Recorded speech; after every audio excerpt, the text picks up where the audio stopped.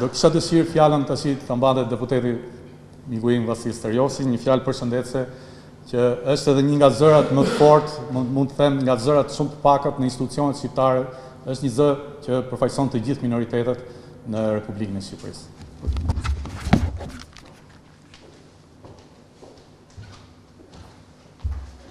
Si e juaj, një Zot Andoni, mitropoliti i Elbasanit, Shpatit dhe Librazhdit,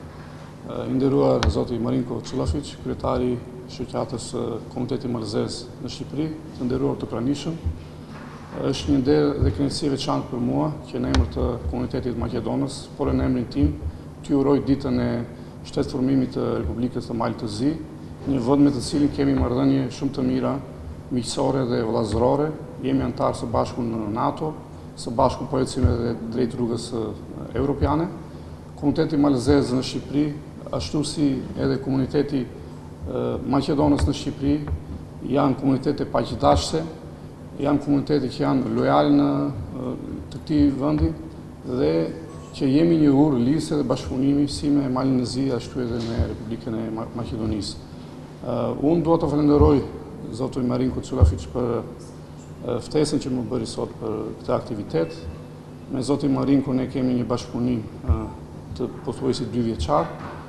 Ata si shoqat ka 2 vjet që janë krijuar, po për një kohë të shkurtër kanë arritur suksese të konsiderueshme në promovimin e gjuhës, traditave e zakoneve të komunitetit malazez në Shqipëri.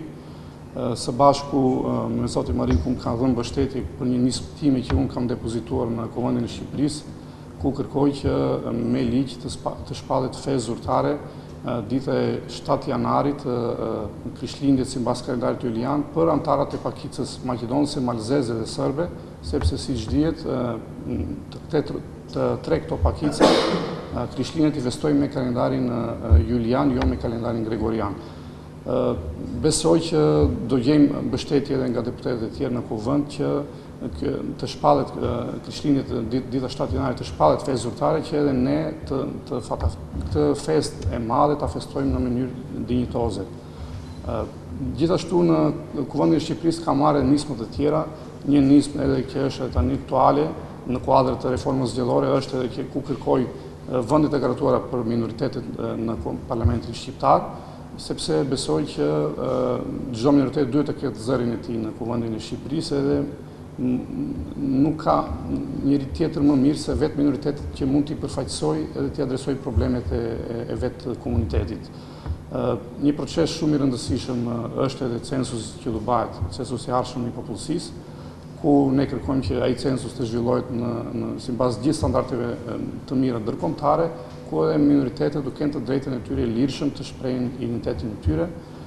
Gjithashtu kam ngritur zërin në kuvend edhe për vonesën e nxjerrjeve të akteve nënligjore në zbatim të ligjit për pakicat kombëtare, ligj që është miratuar pothuajse 3 vjet përpara që në 2017, por që ende nuk po gjen zbatim sepse aktet ligjore ende nga ana e qeverisë nuk janë miratuar. Me këtë ligj ne minoritetet do kemi të drejta që në takojnë sipas kushtetutës, sipas gjithë konventeve ndërkombëtare, edhe një rol kyç atje në këtë ligj luan edhe formimi i Komitetit për pakicat kombëtare, komitet që ende nuk është krijuar, dhe në atë komitet kur të krijohet çdo minoritet do kemi antarin ton që do na përfaqësojë çdo minoritet, por që do ketë edhe një fond të veçantë nga ana e shtetit që do ta menaxhojë ky komunitet që edhe ne minoritetet që ti mund të aplikojmë atje dhe nëpërmjet atij fondi të ruajmë edhe zakonet, kulturën, traditën tonë të çdo minoriteti. Dhe së fundi unë edhe një herë duhet t'ju uroj ditën e pavarësisë Maltë të Zi, edhe shoqatës Komuniteti Malzez